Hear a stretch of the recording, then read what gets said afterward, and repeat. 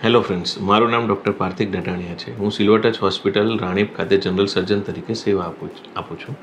આજે આપણે વાત કરીશું હર્નિયા એટલે કે સારણગાંઠ, જે આપણે કોમનલી સાંભળતા હોઈએ છીએ કે હર્નિયા થયું છે. ઘણા દર્દી એવું કહેતા હોય છે કે મને કોઈ દુખાવો થતો નથી, એટલે ઘણા સમયથી છે. તો આજે આપણે એના વિશે ચર્ચા કરીશું કે હર્નિયા માટે સારામાં સારી ટ્રીટમેન્ટ કે હર્નિયા કેમ ઓપરેશન કરાવવું જોઈએ.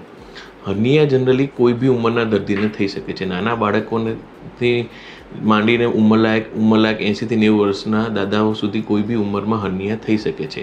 જનરલી હર્નિયા એટલે સારણગાંઠ, જેની અંદર મોટે ભાગે જે કુદરતી જગ્યા હોય, જે પોળી થઈ જાય, એના લીધે બી ઘણી વખત પેટના કન્ટેન્ટ બહાર આવવાના લીધે સારણગાંઠ જેવું ફૂલી જાય. એટલે આપણે એને સાદી ભાષામાં સારણગાંઠ કહીએ છીએ, પણ એમાં કોઈ ગાંઠ જેવું અંદર હોતું નથી. જસ્ટ પેટની અંદરના અવયવો જે બહાર અંદર જગ્યા થઈ જવાના લીધે બહાર આવતા હોય છે, એના લીધે એ ફૂલેલું દેખાય છે. એટલા માટે એને સારણગાંઠ કહેવાય છે. જનરલી જ્યારે બાળક જન્મે ત્યારે એના શુક્રપિંડ જે પેટમાં ડેવલપ થાય ત્યારે એ પુરુષોમાં બહારની બાજુ વૃષણકોથળીમાં આવે ત્યારે એના લીધે ઘણી વખત કન્જેનિટલ હર્નિયા બી થઈ શકે છે, જેમાં શુક્રપિંડ બહાર આવે એ રસ્તો ઘણી વખત ઓપન થઈ ગયો હોય તો એ કન્જેનિટલ હર્નિયા તરીકે બી કહેવાય છે.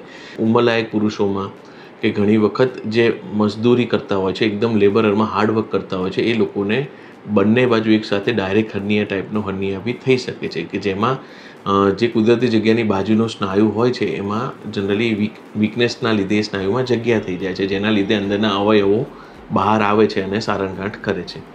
હવે હર્નિયા માટે ઓપરેશન કેમ જરૂરી છે? બેઝિકલી હર્નિયા એ કોઈ ગાંઠ નથી, ઇટ્સ એ મસ્ક્યુલર વીકનેસ. સો તમારે સર્જરી કરીને એ મસ્ક્યુલર વીકનેસને સ્યુચરિંગ કરીને સ્ટ્રેન્થન કરવી પડે, અને જનરલી અમે એમાં જાળી મૂકીને એક્સ્ટ્રા સ્ટ્રેન્થનિંગ કરતા હોઈએ છીએ, જેના લીધે ભવિષ્યમાં ફરીથી એ ટાંકા ખુલી ના જાય અને ફરીથી એ અંદરના અવયવો બહાર આવે નહીં. જો તમે ટાઈમે હર્નિયા સર્જરી ના કરાવો તો ધીમે ધીમે એ જનરલી ગાંઠ છે, જે સારણગાંઠ છે, ધીમે ધીમે મોટી થતી જાય. મોટી થવાના લીધે ઘણી વખત એટલી મોટી થયેલી અમે દર્દીઓને જોયું છે કે જેમાં અંદર પેટના આંતરડા, પેશાબની થેલી, મોટું આંતરડું, ઘણું વસ્તુ પેશન્ટને બહાર આવી જતું હોય, જેના લીધે પેશન્ટને સિવિયર ડિસ્કમ્ફર્ટ થાય. અને અમુક વખત જો પેશન્ટને આ બહાર આવેલું આંતરડામાં આંટી વળી જાય કે અંદર એનો લોહીનો સ્ત્રાવ અટકી જાય તો ઇમરજન્સીમાં અમારે ઓપરેશન લેવું પડતું હોઈ શકે છે. આ જ કારણો છે કે હર્નિયાને તમે લાઇકલી ના લઈ શકો.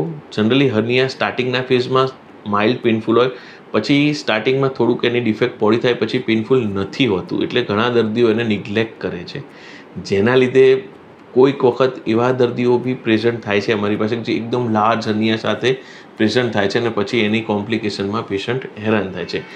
જનરલી હર્નિયા એકદમ સેફ સર્જરી છે.